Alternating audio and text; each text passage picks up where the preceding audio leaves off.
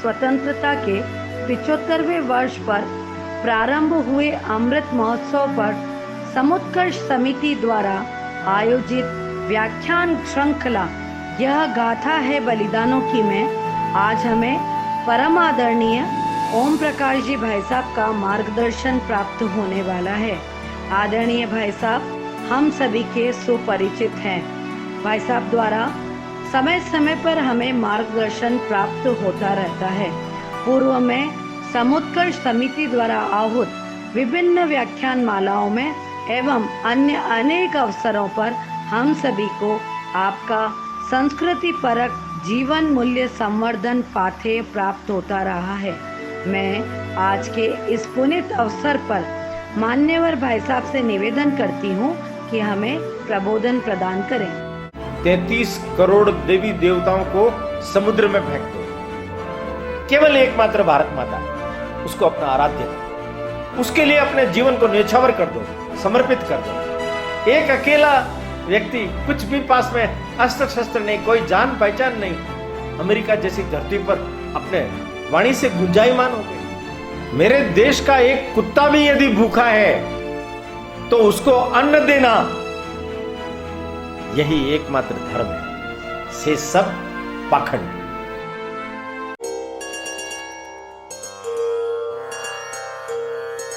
हिंदू भूमे सुरक्षार्थ केशवेन विनिर्मितम् यं संघपोषितं येन गुरुं तं प्रणमाम्यहम्।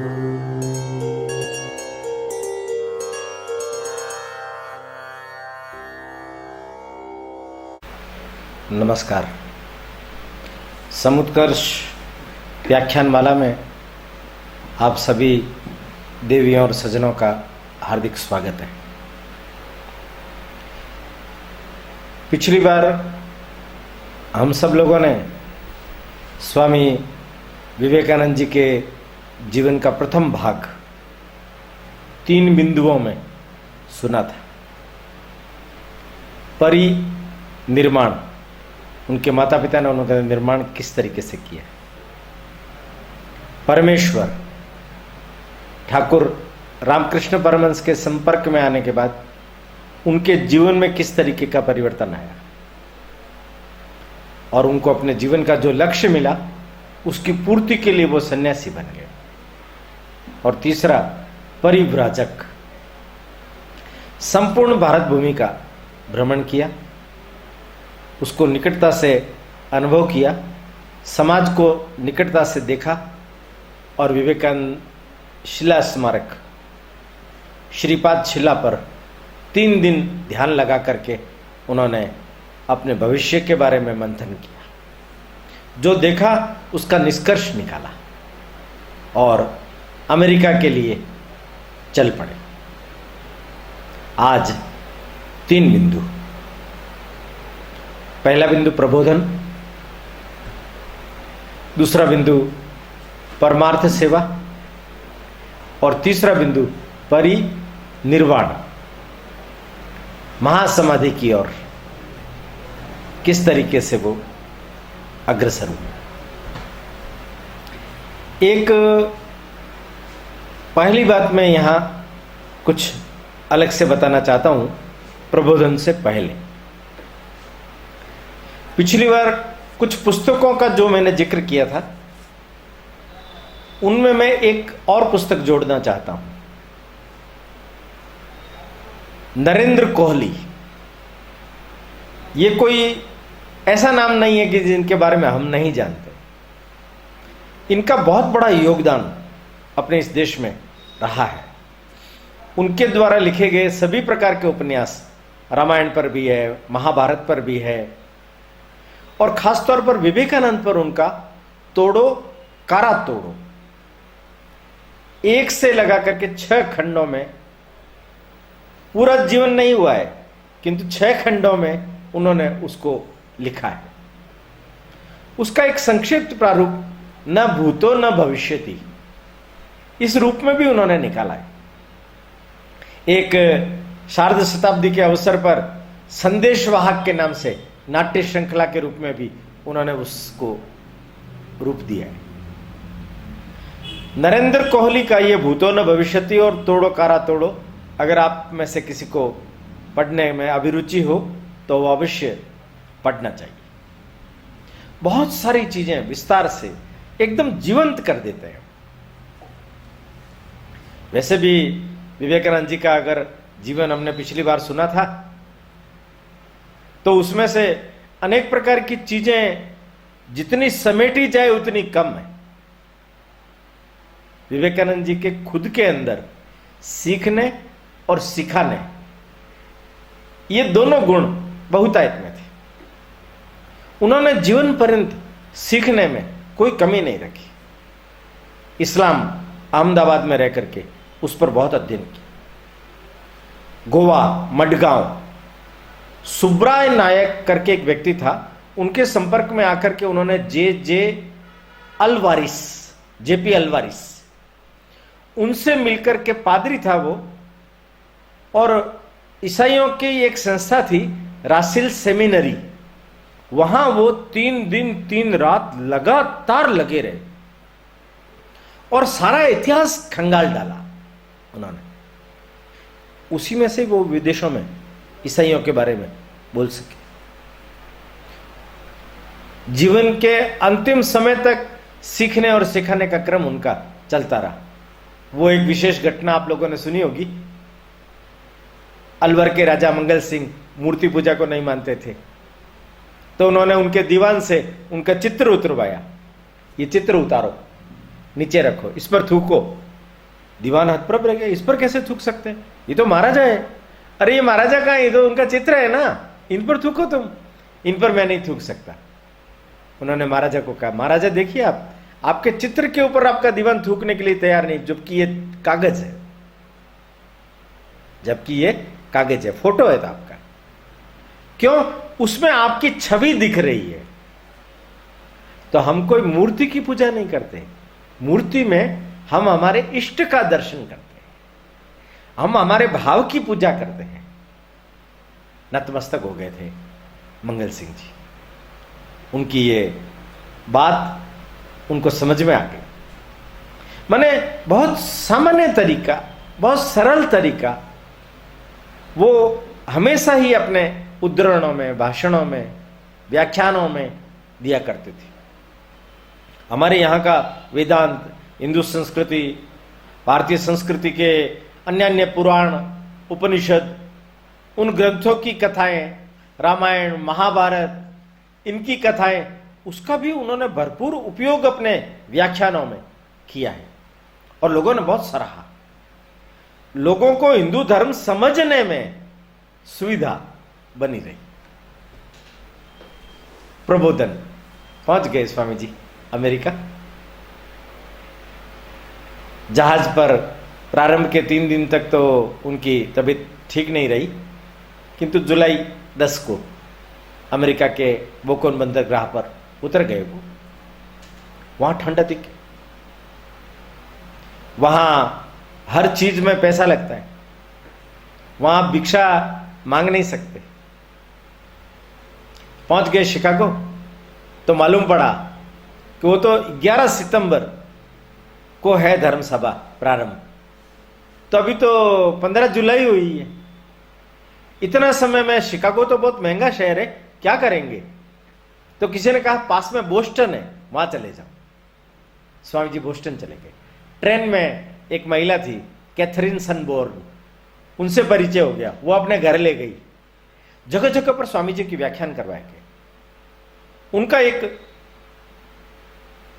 कैथरीन सनबोर्न का एक मित्र जो हार्वर्ड विश्वविद्यालय में प्रोफेसर थे, John Wright, professor John Henry right, वो और उनकी पत्नी, उनसे मिलवाया। दोनों मिले। स्वामी जी की प्रतिभा देख करके हेनरी जॉन राइट दंग रह गए। स्वामी जी ने कहा मैं यहां शिकागो वक्तृता के लिए आया हूं, धर्म संसद में भाग लेने के लिए आया हूं, किंतु मेरा वहां कोई परिचय नहीं है।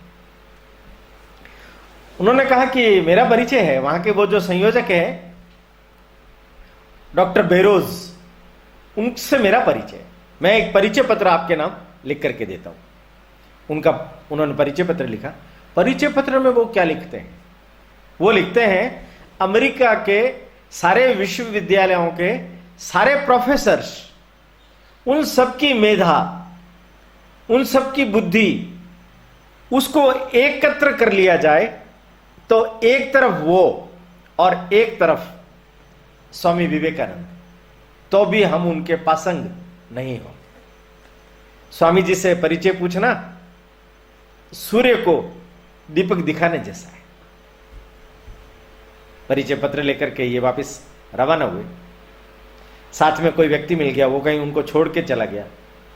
रेलवे स्टेशन पर जहां उतरने थे दूसरी जगह उतर करके दूसरे रास्ते से निकल गए। वहां भटकते रहे, पूछते रहे। इनका ब्लैक रंग देखने के बाद लोग गालियां ही निकालते थे, you black, you monkey, you dog, Indian black, तरह तरह के गालियों के विभूषणों से उन्हें विभूषित किया जाता था। थका हार करके भूखे प्यासे शाम को वापस रेलवे स्टेशन आ गए। कड़ाके की ठंड, रात कहां निकाले, कोई परिचय नहीं, संपर्क नहीं। देखिए आप, ये दिग्विजयी स्वामी विवेकानंद बनने की दिग्विजय यात्रा से 2 दिन पहले रेलवे स्टेशन पर एक लकड़ी के डिब्बे के अंदर घुसकर के रात बिताने में विवश हुए। कैसी विडंबना है! विडंबनाओं ने कभी पीछा छोड़ा नहीं स्वामी जी का।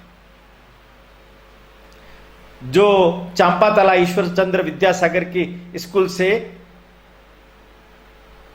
सीनियर के बच्चों ने यह लिख करके दे दिया कि हेडमास्टर को पढ़ाना नहीं आता, वहां से नरेंद्रनाथ को निकाल दिया गया कि पढ़ाना नहीं आता। वो दिग्विजयी विवेकानंद अपने पूरे जीवन में विडंबनाओं से त्रस्त रहा है। वो आगे आने वाले समय में मैं आपके सामने रखने वाला हूं। दूसरे दिन सवेरे वापस निकले 10 तारीख को। भटकते भटकते भटकते दोपहर हो गई। कोई रास्ता बताने के लिए तैयार नहीं, कोई किसी को मालूम नहीं धर्म संसद कहां होने वाली है, क्या होने वाली है। एक जगह पर दोपहर में थक हार करके बैठ गए फुटपाथ पर, चक्कर आने लग गए। सौभाग्य देखिए वहां पलटा खाता है। उनका दुर्भाग्य का सूर्य विदा होता है, सौभाग्य का सूर्य उगता है। सामने वाले मकान से एक महिला बेलेवेल, श्रीमती बेलेवेल, वो आती है। वो इनको देख करके कहती है, अरे भाई तुम कौन हो? मैं धर्म संसद में भाग लेने के लिए आया हूं, मैं भारत का सन्यासी हूं। तुम तो भूखे प्यासे लग रहे हो, थके हारे लग रहे हो, आओ मैं जानती हूं डॉक्टर बेरोज को, मैं आपको ले चलूंगी वहां, मेरे घर चलो अभी। वो अपने घर लेकर के गई, स्नान करवाया, दूध पिलाया, नाश्ता कराया, तब कहीं जाकर के जान में जान आई। और उसी दिन शाम को वो उनको डॉक्टर बेरोज के पास ले गए। उन्होंने आर्ट इंस्टीट्यूट में उनको ठहराया।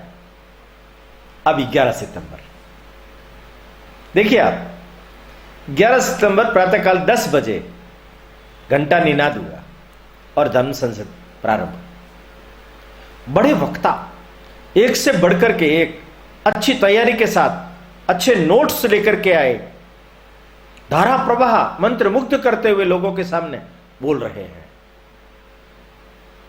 स्वामी जी का 3 बार नंबर आया, 3 बार नंबर आया। इन्होंने कहा अभी नहीं, नेक्स्ट, अभी नहीं, नेक्स्ट। डॉक्टर बेरोज ने 4थी बार उनको कहा, विवेकानंद जी ये अंतिम बार है, अब नेक्स्ट नहीं होगा।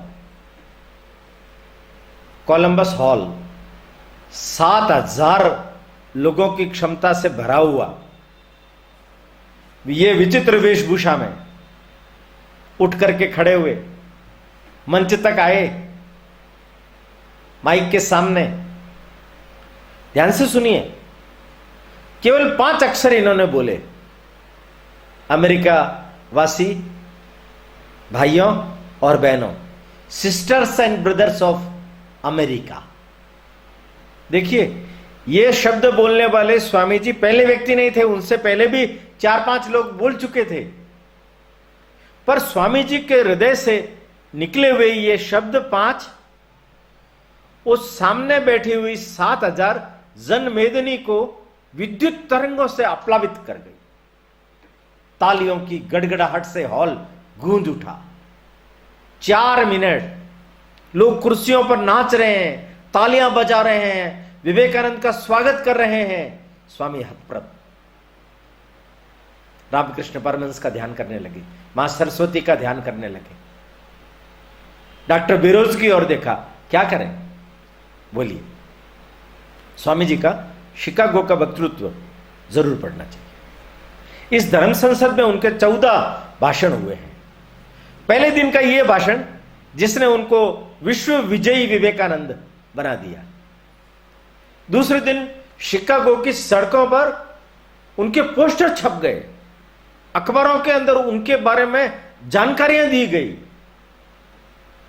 और उनके भाषण के बारे में इतना जबरदस्त क्रेज था कि वो जो संयोजक थे वो कहते थे कि बैठ जाइए, विवेकानंद का भाषण होने वाला है, बैठ जाइए, विवेकानंद का भाषण होने वाला है। लोग विवेकानंद के नाम पर बैठ जाते। अच्छे अच्छे वक्तृत्व कला के अंदर माहिर लोग भी विवेकानंद को देख करके सुन करके हिप्नोटाइज हो जाते थे। 4 मिनट का भाषण है पहले दिन का। उस 4 मिनटों ने पूरी खलबली मचा दी। अब देखिए, पीड़ित हुआ है ये व्यक्ति, डेड 2 महीने से अमेरिका में गालियां सुन रहा है। उसके मन में अमेरिकी लोगों के प्रति क्षोभ नहीं है, वैर नहीं है, विष वमन नहीं कर रहा। वो विष के बदले में विष नहीं दे रहा है। वो उनको अमृत पुत्रों से संबोधित करता है। वो कहता है, मैं उस संस्कृति का वाहक बनकर के आया हूं जिन्होंने दुनिया को दृष्टि दी, ज्ञान दिया, परमार्थ दिया, सेवा दी है। मैं उस हिंदू संस्कृति का प्रतिनिधि हूं जो हिंदू संस्कृति विध्वंस नहीं, निर्माण में विश्वास रखती है, जो शांति सौहार्द में विश्वास रखती है, जो सामंजस्य में विश्वास रखती है। उनकी बड़ी एक मजेदार कहानी आपको सुनाता हूं।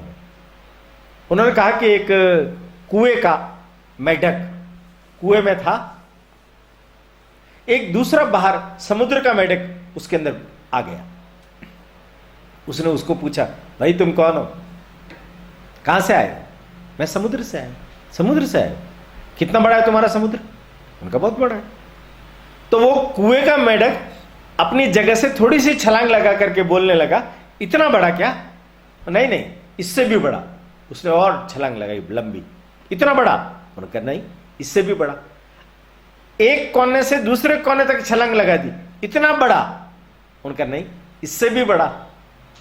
उस कुएं के मेढक ने बोला, हो ही नहीं सकता, मेरे कुएं से समुद्र बड़ा हो ही नहीं सकता। इस कहानी को सुना करके उन्होंने बोला, दुनिया भर के तमाम धर्म इस कूप मंडूकता के शिकार हो रहे हैं, मेरा धर्म ही सर्वश्रेष्ठ है, मेरा धर्म ही सर्वश्रेष्ठ है। इसी धर्म पर चलोगे तो ही तुम्हें मुक्ति प्राप्त होगी, तभी तुम्हें मोक्ष प्राप्त होगा, तभी तुम ईश्वर को प्राप्त कर सकते हो। स्वामी जी ने कहा, ये यथा मां प्रपद्यन्ते तांस तथैव भजाम्यहम्। गीता का श्लोक, शिव महिमन का श्लोक बोल करके उन्होंने उद्धरण के द्वारा यह चीज कही कि हमारे भारतवर्ष में कहा है, तुम जिस किसी भी मार्ग पर से जाओ अंततो गत्वा मेरे तक पहुंचने वाले हो। हमारे यहां धर्मांधता नहीं है, हमारा इतिहास रक्त रंजित इतिहास नहीं है। विवेकानंद ने धर्म संसद के भाषणों से बहुत पॉपुलरिटी, प्रसिद्धि, यश उसको प्राप्त किया। बाद में कहते हैं, खुद अपनी गाथा सुनाते हुए भारत में आने के बाद में वो कहते हैं कि जितना यश और प्रसिद्धि मुझे मिला है उसका 10अंश भी तुम में से किसी को मिलता तो उसको भी पचाना बहुत मुश्किल होता है। यश को पचाना मुश्किल। अपयश फिर भी पच जाता, सहन हो जाता, यश सहन नहीं। पर स्वामी जी की प्रतिभा ऐसी थी, गुरु की कृपा थी उन पर, यश और अपयश दोनों में समदृष्टि, गीता में जो उल्लेखित है वो उन्होंने अपने जीवन में धारण की। श्रीमती ओली बुल, ये बेले वेल, श्रीमती लियोन, इन लोगों के घर पर रहते समय में उनके परिवार के साथ में घुल मिल करके वो बहुतायत में भारत की संस्कृति, भारत के सन्यासी कैसे होते हैं उसके बारे में ही बताते थे। बड़े बड़े लोग उनसे मिलने के लिए इच्छुक होते थे। रॉकफेलर, उनको उन्होंने लताड़ा, इतनी बड़ी धन संपदा लेकर के क्या करोगे, परमार्थ के कार्यों के लिए कोई ट्रस्ट बना करके कुछ काम करो ना। उन्होंने ब्लैंक चेक जब उनको दिया तो उन्होंने लौटा दिया, मुझे कोई चेक नहीं चाहिए, पैसा नहीं चाहिए। रॉकफेलर, उसका चेक लौटा दिया। विलियम फोर्ड, उनके घर पर गए, उनका जो लड़का था, उन्होंने स्वामी जी को अपमानित करने की कोशिश की। एक बड़ा लंबे टेबल के सामने वो बैठा हुआ था रात को डाइनिंग के समय। उसने पूछा, Swami ji what is the difference between monk and monkey. वो मजाक बनाना चाहता था कि मंकी ही मॉन्क होते हैं। स्वामी जी ने बड़े हंसते हुए कहा, मॉन्क इधर है, मंकी उधर है। साहस था उनमें, हिम्मत थी उनमें, डरते नहीं थे वो। तभी तो देखिए ना आप, एक अकेला व्यक्ति, कुछ भी पास में अस्त्र शस्त्र नहीं, कोई जान पहचान नहीं, अमेरिका जैसी धरती पर अपने वाणी से गुंजायमान हो गए। प्रसिद्धि उनको रास नहीं आती थी। बेले वेल के घर पर रात को बिस्तर पर सोते सोते नीचे आ गए, रोने लग गए। वो आवाज रोने की सुनकर के वो आई और आकर के कहने लगी, स्वामी जी क्या हुआ, कोई त्रुटि हुई क्या। उनका नहीं, मैं यहां कितने सुख आराम से हूं, मेरे देशवासियों की कैसी दशा है। अपने देश को और देशवासियों को वहां याद करके वो रोते थे। एक स्लेटन लिक्कम लेक्चर ब्यूरो, उससे कांटेक्ट कर लिया। उसने 4 महीने में 16 शहरों में उनके 66 व्याख्यान करवाए। पर वो ब्यूरो वहां का था, उसने धोखा किया, उतना पैसा उनको दिया नहीं। तो उनके एक मित्र थे थॉमस पामर, उन्होंने वो कांटेक्ट रद्द कर दिया। प्रसिद्धि फैलने लगी। 4-6 महीने के अंदर स्वामी जी ने पूरे अमेरिका के अंदर घूम घूम करके भारत की हिंदू संस्कृति के संदर्भ में बोला, किंतु वास्तव में ईसाई मिशनरियों के संदर्भ में भी उन्होंने जो बोला वो आप सुने। ईसाई मिशनरियों को वो क्या कहते हैं, मुझे बड़े शर्म के साथ ये कहना पड़ता है, एक भी ईसाई को देख करके ईसा मसीह आकर के उसकी पीठ नहीं थपथपाएंगे कि तुम मेरे मार्ग पर, मेरे बताए हुए मार्ग पर चल रहे हैं। हे ईसाइयों, तुम्हारा सारा इतिहास रक्त रंजित है। तुमने तलवार के बूते पर अपने धर्म को बढ़ाया है। सेवा तुम्हारा पाखंड है, ढोंग है। तुम लोगों ने इतने अपराध किए हैं कि सारे समुद्रों का कीचड़ निकाल करके भी तुम्हारे मुंह पर फेंक दें तो भी कम होगा। देखिए आप साहस, देखिए आप हिम्मत। ईसाइयों के मुंह पर उनकी इतनी बड़ी आलोचना उन्होंने की। घबरा गए ईसाई पादरी। योग उल्टा चलने लगा, विडंबना अधिक होने लगी। काजल की कोठरी में अपने आप को सुरक्षित रख पाना बड़ा कठिन काम होता है। पादरी पीछे लग गए। उनका जो 94 का लेखा जोखा और उनका रिपोर्ट जो आया तो उसमें मालूम पड़ा 10 लाख पौंड चंदा उनका कम हो गया विवेकानंद के कारण से। वो पीछे पड़ गए। प्रताप चंद्र मजूमदार ब्रह्म समाज के, वो पीछे पड़ गए। थियोसॉफिकल सोसाइटी वो पीछे पड़ गई। रमाबाई सर्कल वो पीछे पड़ गया। अखबारों को मैनेज कर लिया। आए दिन तरह तरह की उल्टी सीधी खबरें न केवल अमेरिका में बल्कि भारतवर्ष में भी वो लोग छपवाने लग गए, ये तो शूद्र है, ये तो लंपट है, ये तो मद्यपान करता है, ये तो धूम्रपान करता है, ये तो मांसाहारी है, ये कोई सन्यासी नहीं है, ये ढोंग कर रहा है, नाटकबाज है, नट है, ये तो गायक है। तरह तरह की बातें, तरह तरह की चीजें, जितने मुंह उतनी बातें होने लग गई। थोड़ा स्वामी जी के मन के ऊपर असर। 10 महीने का कालखंड है ये। आप सोचिए, विश्व विजेता स्वामी विवेकानंद को 10 महीने तक अमेरिका के अंदर इस प्रकार का अपयश भी झेलने को मिला। अपने मित्र बंधुओं के सहारे, अपने इष्ट के सहारे, अपने गुरु के सहारे उन्होंने इस बाधा को लांघ लिया। जिस गंतव्य की प्राप्ति के लिए वो वहां पहुंचे थे, फिर से उसमें लगे। वेदांत सोसाइटी स्थापित हुई, योग बना, अच्छे लोग जुड़ने लगे। श्रीमती ओलीबुल ने उनको बहुत सहयोग किया। उन्होंने एक महिला हैमिल्टन, उसको लगा दिया साथ में, वो उनकी वेदांत कक्षाएं मैनेज करने लग गए। और योग से लियोन लैंड्सबर्ग, मेरी लुई, ये उनके संपर्क में आए। बाद में जाकर के मेरी लुई, अभयानंद, लियोन्स लैंडबर्ग, कृपानंद, सन्यास भी ले लिया उन्होंने। किंतु बाद में ये लोग किसी कारणों से स्वामी जी से विमुख होकर विरोध करने लग गए थे। एक उल्लेखनीय बात है पश्चिम की, सहस्रो उद्यान द्वीप, 1000 आइलैंड पार्क, वहां एलिजाबेथ डचर का एक फार्म हाउस था। वहां स्वामी जी 7 सप्ताह अपने 12 शिष्यों के साथ रहे। ये दोनों सन्यासी शिष्य भी वहीं मिले। एक तीसरा सन्यासी मिला, योगानंद। गृहस्थ लोग भी साथ में जुड़े, प्रवचन होने लगे। देववाणी इंस्पायर्ड टॉक इस नाम से वहां सहस्त्रों द्वीपन में पार्क जो उद्यान है, उसके अंदर जो उनके व्याख्यान हुए वो सब लिपिबद्ध है।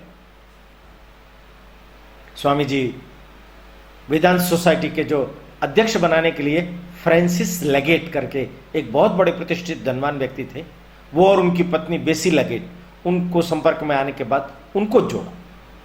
बहुत लोग, मेरी वाल्डो, क्रिस्टीन, इसकी बेसी की बहन जोसेफिन मैक्लाउड, ऐसे अनेक लोग उनके साथ में जुड़े। बेसी और जोसेफिन के कारण से ये इंग्लैंड भी गए। इंग्लैंड से बुलावा भी आ रहा था। हेनरिएटा मुलर, अक्षय घोष, इटी स्टर्डी, उन्होंने इनको बुलाया। प्रिंसेस हॉल में इनका भाषण हुआ। अंग्रेजों की धरती पर, अंग्रेजों के सामने ईसाइयत की खुलेआम इन्होंने धज्जियां उड़ाई, बहुत पॉपुलरिटी पाई। प्रारंभ में 2-3 महीने रुके, किंतु फिर वापस आ गए। उस समय में जे गुडविन, जोशियो जॉन गुडविन, एक आशुलिपिक, इनके साथ निजी सचिव के रूप में लग गया। उसके कारण से इनके जो वेदांत सोसाइटी में व्याख्यान हुए जगह जगह पर, वो लिपिबद्ध किए गए। राजयोग, ज्ञान योग, भक्ति योग, ये सब लिपिबद्ध हुए। देववाणी लिपिबद्ध हुई, पतंजलि योग सूत्र लिपिबद्ध हुआ, और वेदांत सोसाइटी ने इन सब पुस्तकों को वहां छपवाए। स्वामी जी फिर से लंदन आए। लंदन आने के बाद में निवेदिता, मार्गरेट नोबल, ये उनसे मिली, इसाबेल मार्गेशन के घर पर। उनका स्कूल देखा, हमने सुना है पिछली बार, और वो फिर भारत आई और निवेदिता बनकर के भारत के अंदर काम करने लगी। स्वामी जी कुल मिलाकर के विदेश में 5 वर्ष रहे। 2 बार विदेश यात्रा हुई है। एक बार होने के बाद फिर से वापस भारत आए, फिर दोबारा वापस गए। दोबारा जब गए तब वो कैलिफोर्निया, नीचे ऑकलैंड और अनेक स्थानों के ऊपर उन्होंने अपना काम बढ़ाया। स्वामी तुरायानंद को वहां भेजा। उन्होंने एक बड़ा आश्रम भी बनाया। ये जिस आइलैंड पार्क के बारे में कहा 1947 में, ये बाद में रामकृष्ण संघ को मिल गया। अभी वो रामकृष्ण संघ के पास ही है। विदेशों की इस पूरी यात्रा के दौरान जब वो बेसी और मैक्लाउड के साथ उनके गांव की तरफ जा रहे थे तो जर्मनी और कील ऐसे अनेक नगरों के अंदर उन्होंने कुछ लोगों से भेंट की। उनमें से 2-3 नाम बड़े उल्लेखनीय हैं। एक सेवियर दंपति मिले, कैप्टन जेम्स हेनरी और उनकी पत्नी सेलेज। दोनों उनके परम भक्त बन गए, जिन्होंने बाद में मायावती आश्रम बनाया। वो आल्प्स पहाड़ देखे तो वहां का दृश्य देख करके उनको लगा ऐसे वहां हमारे भारत में हिमालय बहुत है, वहां मैं आश्रम बनाना चाहता हूं। इन्होंने कहा हम आपके काम आएंगे। इस दंपति ने साथ रह करके वहां, और उनमें से हेनरी का तो स्वर्गवास भी वहीं हुआ। उन्होंने बड़ा अच्छा आश्रम बनाया। आज भी भारतवर्ष के अंदर मायावती बहुत बड़ा अद्वैत आश्रम के नाम से प्रसिद्ध है। दूसरे एक व्यक्ति मिले, मैक्स मुलर, जिन्होंने ऋग्वेद पर बहुत बड़ा काम किया। हालांकि वो व्यक्ति भारत विरोधी था, फिर भी उस व्यक्ति से भेंट की। उन्होंने रामकृष्ण परमहंस के ऊपर भी कुछ लिखा। एक कील विश्वविद्यालय के संस्कृत विभाग के हेड पॉल ड्यूशन, उनका बुलावा आया, उनके घर पर रुके। सवेरे बैठे थे, नाश्ते का समय था, उनकी टेबल पर एक पुस्तक पड़ी हुई थी, फ्रेंच में थी। वो पढ़ने लग गए। पोरबंदर में पांडुरंग जी के साथ में रहते हुए उन्होंने फ्रेंच भाषा सीखी थी, इसलिए उन्होंने वहां उस फ्रेंच भाषा को पलट दिया।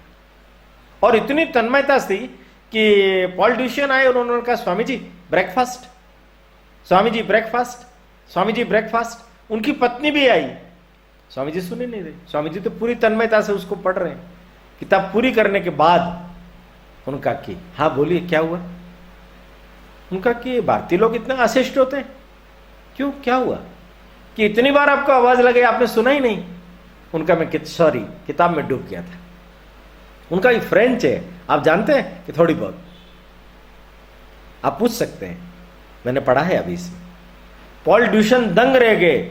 जिस पेज में से उन्होंने उठा करके पूछा उसी पेज का उद्धरण व्याख्या सहित स्वामी विवेकानंद ने उनके सामने रख दिया। चमत्कृत रह गए उनकी स्मरण शक्ति को देख करके। स्वामी जी की स्मरण शक्ति के बारे में हमने सर जॉन बॉलाक के बारे में भी सुना, और अंत में भी उनके वहां ये जो इनसाइक्लोपीडिया ब्रिटानिका, उसके 25 खंड अपने मृत्यु के अंतिम समय में मंगाए थे उन्होंने। उसमें से 10 खंड तो पढ़ चुके थे। उनका एक शिष्य उनसे मिलने आया था, शरद चंद्र। वो कहने लगा स्वामी जी एक खंड को पढ़ने में भी पूरी जिंदगी लग सकती है, इसके लिए तो ना मालूम कितने जीवन लेने पड़ेंगे, जन्म लेने पड़ेंगे। स्वामी जी ने कहा 10 खंड तो मैं पढ़ चुका हूं।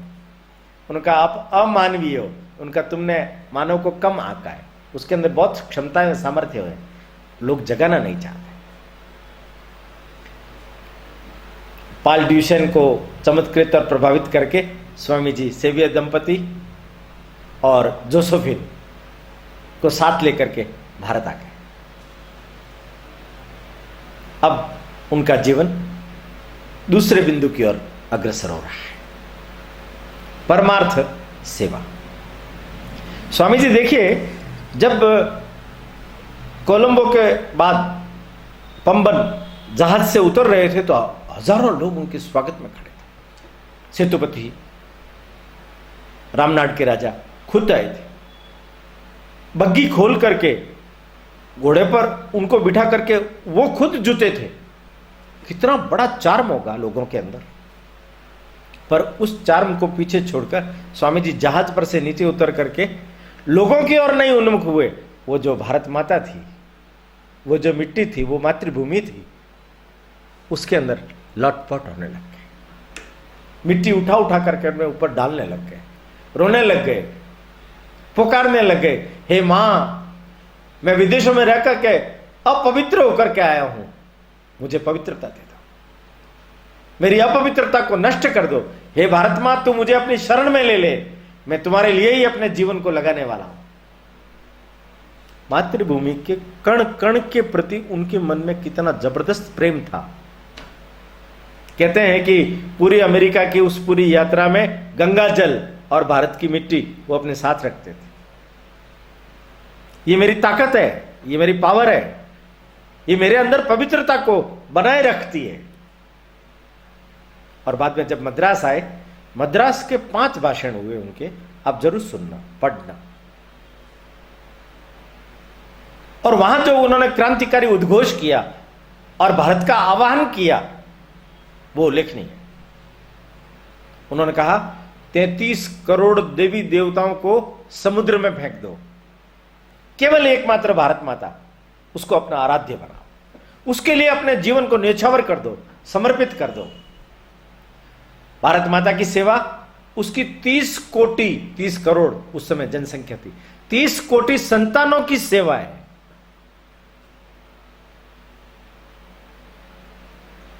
भारत को एक मिशन दे रहे हैं, लक्ष्य दे रहे हैं, दृष्टि दे रहे हैं, भारत के युवकों का, युवतियों का आवाहन कर रहे हैं। और कोलकाता में उनका भव्य स्वागत हुआ, अपनी मां से, नानी से, सबसे मिले। और वहां उन्होंने, भगिनी निवेदिता आई, उसको भी दीक्षा दी। उनके मन के अंदर एक परिकल्पना थी, इसलिए उन्होंने अपने गुरु भाइयों के साथ मिलकर के रामकृष्ण मिशन 1 मई 1897 को स्थापित की। गुरु भाई विदग्ध गए, कहने लगे तुम कौन सी ये पाश्चात्य विद्या लेकर के आ गए हो, कौन से मिशन में हमें उलझा रहे हो, कौन से सेवा कार्यों में हमें उलझा रहे हो। रामकृष्ण ने तो कभी ऐसा नहीं कहा था। वो तर्क करने लग गए। स्वामी जी को गुस्सा आ गया। उनके लिए चले जाओ तुम सब बार, अगर तुम सेवा कार्य में इच्छुक नहीं हो तो तुम तुम्हारे जचे जैसे काम करो। मैं उस रामकृष्ण का कृत दास हूं, मैं उनके दिखाए हुए मार्ग पर चलूंगा, उनके बताए हुए संदेश को दुनिया के सामने रखूंगा। नर सेवा, नारायण सेवा, शिव सेवा से जीव सेवा, ये उन्होंने मुझे सिखाया था। इसी के लिए मिशन है ये, इसी के लिए मिशन है। बाद में गुरु भाई मान गए। सारगाछी में आश्रम बनाया अखंडानंद जी ने। राजस्थान में भी आए थे, खेतड़ी में पहले सेवा प्रकल्प शुरू किया। तुरानंद को गुजरात भेजा, रंगनाथानंद को मद्रास भेजा। जगह जगह पर सेवा कार्यों की आयोजना की गई, गुरु भाइयों को समझाया गया, दृष्टि दी गई। निवेदिता के साथ भारत भ्रमण पर चल दिए। प्लेग आया था, इसलिए वापस आकर के प्लेग के लिए काम करने लग गए। पैसे की क्या व्यवस्था हो, तो उससे कुछ समय पहले ही उन्होंने बेलूर मठ के लिए एनीरेटा मुलर ने 39,000 रुपए दिए थे, उससे जमीन खरीदी थी। और होली बुल ने 1 लाख रुपए दिए, कहा कि इस पर मठ का निर्माण स्वामी तुम करो। मां तुम कितनी दयालु हो, कृपालु हो, साक्षात काली हो। और भारत भ्रमण में निवेदिता का परिवर्तन। और एक बड़े जबरदस्त व्यक्ति जिसका नाम आपने कभी सुना ही है, स्वामी रामतीर्थ। लाहौर में जब थे तो ये स्वामी रामतीर्थ, प्रोफेसर रामतीर्थ नहीं, तीर्थ राम, गणित के प्रोफेसर थे। 1 महीने भर ये स्वामी जी के संपर्क में आए और विदाई के समय स्वामी जी ने एक घड़ी सोने के पट्टे की उनको दी और उनकी कलाई पर बांध करके उन्होंने कहा कि ये मेरी ओर से आपको अनुपम भेंट, ये सोने के बेल्ट की घड़ी है, ये मैं आपको भेंट करता हूं। अब ये आपकी है ना? प्रोफेसर तीर्थराम ने कहा हां। कंचन और कामिनी के फेर में पड़ोगे तो नहीं? स्वामी जी तो चले गए। ये शादीशुदा थे। पत्नी की आज्ञा प्राप्त करने के बाद प्रोफेसर तीर्थराम ने रिजाइन दिया और स्वामी राम तीर्थ बन गए। मैं भारत हूं, मुझ में भारत है। मैं चलता हूं तो भारत चलता है, मैं हंसता हूं तो भारत हंसता है, मैं रोता हूं तो भारत रोता है। भारत के साथ इतनी एकात्मता का अनुभव करके वेदांत का साक्षात जीवन उन्होंने अपने जिया। क्षीर भवानी मंदिर में, देवी का मंदिर जब जीर्ण शीर्ण था, उसको देखा उन्होंने। उनके मन में इच्छा पैदा हुई इसको मैं पुनर्निर्मित करूं। तो कहते हैं देवी ने दर्शन दिए। आखिर क्या कहा, तुम कौन होते हो? इसको ठीक कराने वाले। वापिस आकर के उन्होंने बोला, मैं तो यंत्र हूं, मां यंत्री है, वो मेरा जैसा चाहेगा उपयोग करेगी, मुझसे जो करवाना होगा वो करवाएगी। बेलूर मठ स्थापित हो गया। नीलोत्पल मुखर्जी के वहां से ठाकुर का अस्थि कलश ला करके ठाकुर का मंदिर बना करके उसमें स्थापित किया। शिष्यों को शिक्षा दीक्षा दी जाने लगी। बेलूर मठ, उन्होंने सबसे पहला कहा कि बेलूर मठ का पहला काम रहेगा अन्नदान, दूसरा काम विद्यादान, तीसरा काम सेवादान। बेलूर मठ ये व्यक्ति निर्माण का केंद्र है और रामकृष्ण मिशन ये परमार्थ के कार्यों के लिए, सेवा कार्यों के लिए, राष्ट्र निर्माण के लिए इसका उपयोग है। एक परमार्थ में कैसे चला जाए, उसकी दृष्टि क्या होनी चाहिए, यह स्वामी जी बता रहे हैं। वो जो उनका एक मित्र था जीसी, जिसको प्रेम से बोलते थे गिरीश घोष, बहुत बड़ा नाट्यविद था। वो एक दिन मिलने के लिए आया तो स्वामी जी वेदांत पर चर्चा चला रहे थे।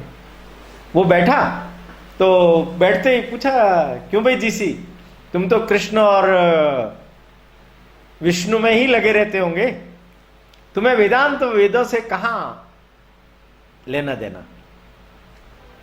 ये जो जीसी था ये स्वामी जी का मित्र भी था। इसने बोला, स्वामी जी आप बताइए, बेचारे गरीब लोग जिनको भोजन नहीं मिल रहा, क्या वेदांत आपका उनको भोजन कराएगा? कोई विधवा महिला है, वो अपने घर का परिवार का भरण पोषण कैसे करेगी? क्या वेदांत इसमें कुछ सहायता करेगा? किसी एक महिला के साथ गुंडों ने बलात्कार कर दिया, उस महिला ने आत्महत्या कर ली, क्या उसकी रक्षा करने में वेदांत समर्थ है? समाज की क्या दारुण अवस्था है, खाने को नहीं मिलता, रहने को नहीं मिलता, पहनने को नहीं मिलता, उनकी सेवा कौन करेगा? क्या वेदांत करेगा उसकी सेवा? स्वामी जी सुन नहीं सके, ये सह नहीं सके, उनका अश्रुधारा बह पड़ी, भाग पड़े, वो कमरा बंद कर दिया अंदर से। गिरीश उनके शिष्यों के सामने कहने लगा, देखा आपने अपने गुरु का ये रूप, इसी रूप को मैं पूजता हूं। ठाकुर ने इनको जगत गुरु के सिंहासन की प्रतिमा इसलिए विकसित की कि ये व्यक्ति इतना करुण हृदय है, इसका हृदय रोता है, इसके ज्ञान के कारण नहीं, इसके रोते हुए हृदय के कारण मैं इसको जगत गुरु मानता हूं। देखिए, ऐसा जब तक हृदय नहीं होगा तब तक सेवा कार्य नहीं होगा, तब तक उस पीड़ा से लोग जुटेंगे नहीं, जुड़ेंगे नहीं। इसके कारण से स्वामी जी के शिष्यों के बारे में हम बहुत कम जानते हैं।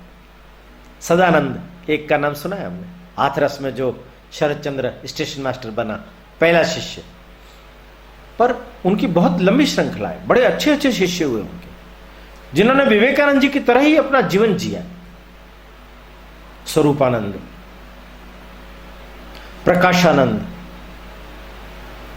ज्ञान महाराज, विमलानंद, कल्याणानंद, निश्चयानंद, अचलानंद, ये सब महाराज जिन्होंने अपने जीवन को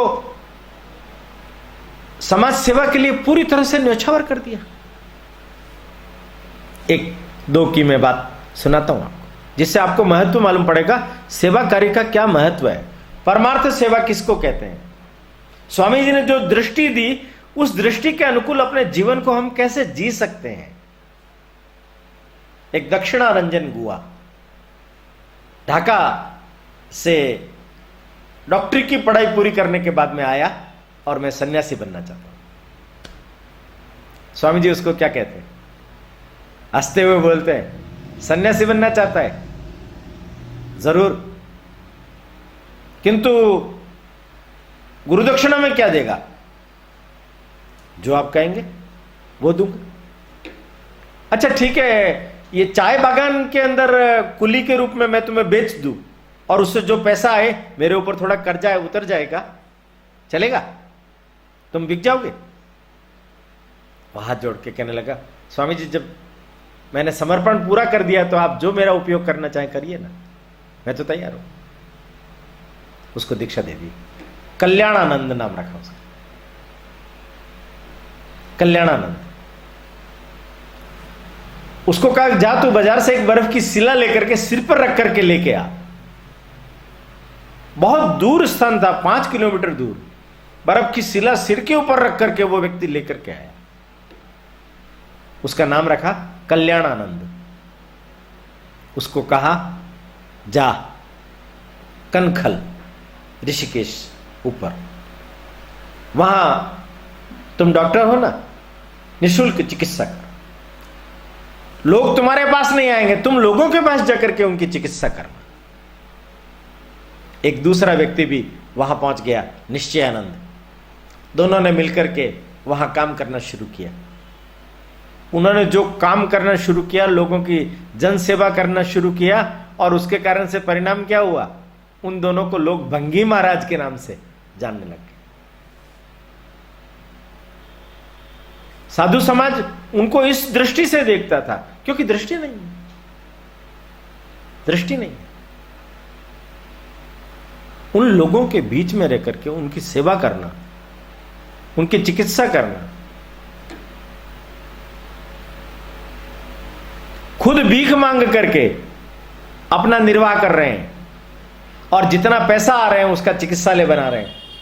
बहुत बड़ा चिकित्सालय कनखल में उन दोनों ने मिलकर के बनाया। सेवा कार्यों के लिए वो याद किए जाएंगे। और एक मजेदार बात और, कल्याणानंद को भेजते समय स्वामी जी ने कहा था, ध्यान रखना वापस बंगाल नहीं आना। स्वामी जी के बाद, स्वामी जी के चले जाने के बाद 4 अध्यक्ष, 4 सभापति रामकृष्ण मठ मिशन के हुए हैं। उन्होंने आग्रह पूर्वक कल्याणानंद को बेलूर मठ में आने का निमंत्रण दिया, आदेश दिया। उन्होंने नहीं माना। 1937 में वहीं कल्याणानंद का स्वर्गवास। देखिए आप, यह है शिव भाव से जीव सेवा, यह है परमार्थ सेवा। एक शखाराम गणेश देउस्कर हितवाद पत्रिका के संपादक थे, वो अपने पंजाबी मित्र के साथ स्वामी जी से मिलने के लिए आए थे। पंजाब में उन दिनों अकाल पड़ा हुआ था, तो स्वामी जी ने अकाल के ऊपर ही चर्चा करनी शुरू कर दी।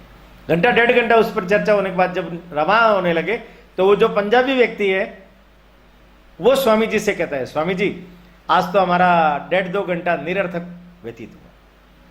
हम आए थे धर्म चर्चा के लिए, पर आपने पंजाब के अकाल को लेकर के समय बिता दिया। और स्वामी जी की मुद्रा बदल गई, एकदम क्रोधित हो गए, उग्र हो गए। और उस उग्रता में वो उन्होंने उसको बोला, धिक्कार है तुम पर जो तुम ऐसा सोचते। अरे मेरे देश का एक कुत्ता भी यदि भूखा है तो उसको अन्न देना, यही एकमात्र धर्म है, से सब पाखंड। देखिए आप, ये दृष्टि है परमार्थ सेवा की, ये दृष्टि है। और वो युवकों से और युवतियों से ये अपेक्षा करते हैं। अपने देश के अंदर आज ऐसे अनेक युवक और युवतियां हैं जो समाज सेवा के लिए अपने आप को न्यौछावर कर चुके हैं। इसी भांति समाज सेवा के कार्य को कर रहे हैं। अनेक संस्थाएं हैं, नाम लेने की आवश्यकता नहीं, आप सब जानते हैं। परिनिर्वाण, मन चल निज निकेतन। कहीं तो भी विराम लेना होगा ना। स्वामी जी को कितने रोग थे? हृदय रोग, डायबिटिक, पैरों में वायु भर जाती थी, गठिया, मरोड़े उठते थे, और निद्रा, नींद नहीं आती थी, नींद नहीं आती थी। ग्रहण के दिन एक दिन मजे से कहते हैं वो कि मैं ग्रहण के दिन सोऊंगा, कहते हैं कि लाख गुना फल मिलता है, मुझे भी नींद ज्यादा आएगी, पर सो ही नहीं सके। अंतिम समय में तो एल्बुमिन यूरिया, शरीर पूरा फूल गया था उनका। उदरी, पेट में पानी भर गया, अस्थमा। कहते हैं स्वामी जी को अंतिम जो महासमाधि प्राप्त हुई वो तीसरे हार्ट अटैक में हुई। पहला इंग्लैंड में आया था, दूसरा काहिरा में, और तीसरा ये, उसमें उनको स्वामी जी को जाना पड़ा। इतने रोग हो तो रोगों के साथ में कोई व्यक्ति चल सकता है क्या? ये साइक्लोनिक मॉन्क, ये तूफानी सन्यासी है। रोगों को परे रख दिया गठरी में बांध करके, तुम अपनी जगह पर रहो, मैं तो घूमता रहूंगा, मैं मेरा काम करता रहूंगा। पूरे विश्व का भ्रमण कर आए, 2 बार विदेश यात्राएं कर आए, हिमालय जैसी कठिन जगहों पर चढ़ गए, वो अमरनाथ चढ़ गए, घोड़े पर बैठ करके दार्जिलिंग की सड़कों पर वो शाम को भ्रमण करते थे। अंतिम समय में जब एल्बुमिन यूरिया बड़ा भारी मात्रा के अंदर उनको हो गया था, तब ढाका तक जाकर के आ गए, बोध गया जाके आ गए, काशी जाके आ गए मृत्यु से पहले। अनथक कर्म रत सन्यासी, तीव्र गति से चलने वाला, विद्युत किसी तरंगों के समान उनकी वाणी भी और उनका शरीर भी चल रहा है। निवेदिता के मिशन को पूरा किया, उनके वहां जाकर के उनको बता करके आए।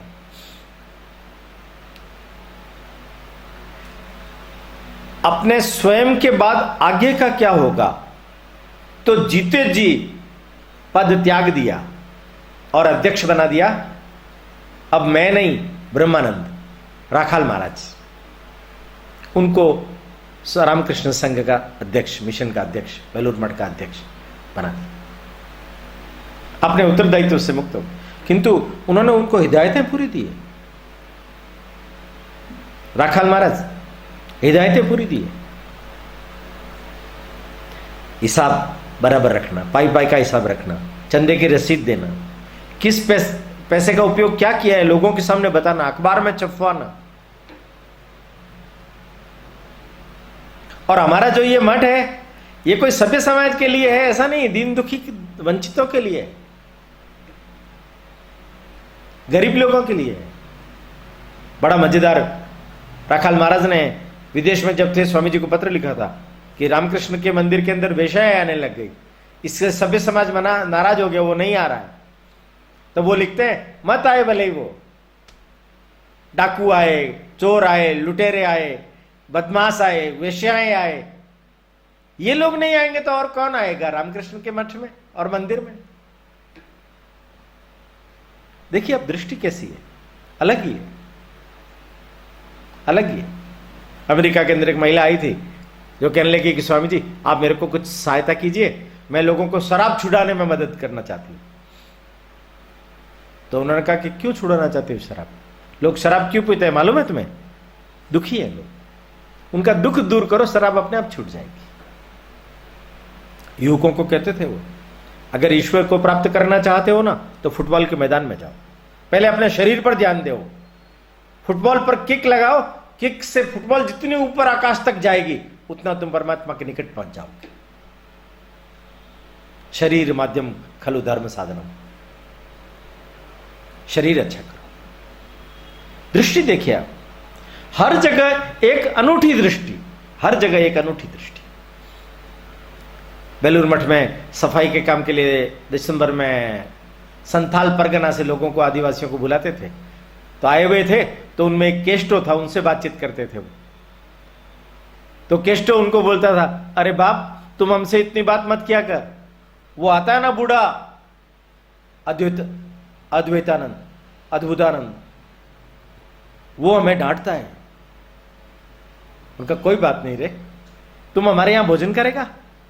उनका नहीं रे बाप, तुम्हारा नमक खाऊंगा तो मेरी जात चली जाएगी। अच्छा ठीक है बाबा, हम नमक नहीं डालेंगे, फिर तो खाएगा? नमक नहीं डालेगा, ठीक है खाएगा। उन सब लोगों को भोजन कराया, अच्छा भोजन बनाया, संदेश, दही, चावल, पूड़ी, सब्जी, दाल, स्वामी जी ने खुद ने परोसा, परोस रहे हैं, उसको पूछ रहे हैं कैसा बना रे? वो केष्ट बोलता है, अरे बाप ये कहां से पाया तूने इतना अच्छा, हमने तो पहली बार खाया है ऐसा। स्वामी जी कहने लगे, ये देखिए मेरे नारायण, ये देखिए मेरे भगवान। उनको देख करके उनका दिल बाग बाग हो जाता। सबको कहते थे वो, ऐसे सबकी सेवा करना है अपने को, अपना जीवन इस काम के लिए लगाना है अपने को। पशु, हंसी, बकरी, उसका लड़का मटरू, बागा कुत्ता, अनेक जानवर, पक्षी उनके पास में थे।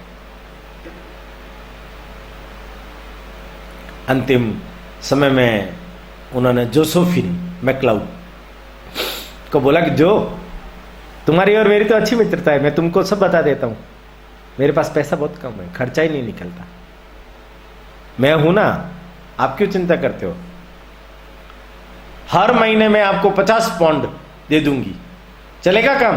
हो, इसमें तो मेरा काम बड़ा आराम से चलेगा।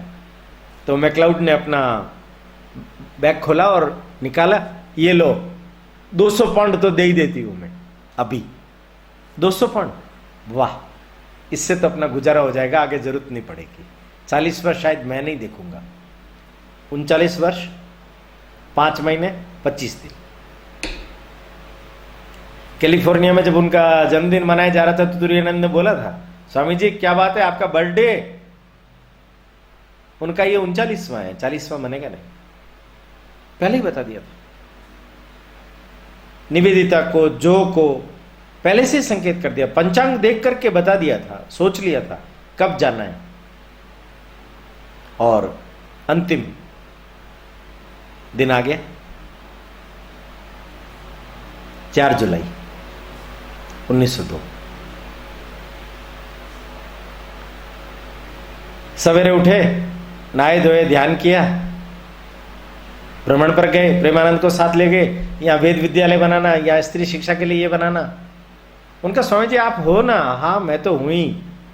दोपहर में 3 घंटे लघु कौमुदी पाणिनि का नए शिक्षार्थियों को पढ़ाया उन्होंने। शाम होने के बाद में उन्होंने रामकृष्ण का जो कक्ष था उसको खुलवाया। गर्मी बहुत है, दरवाजे खिड़कियां सब खुलवा दी और वहां बैठ के ध्यान करने लगे।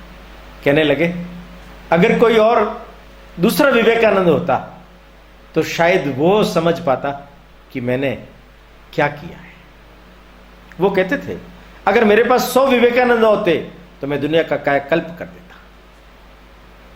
प्रेमानंद ने ये अस्फुट वाणी उनकी सुनी। 9:10 पर चल मन निज निकेतन।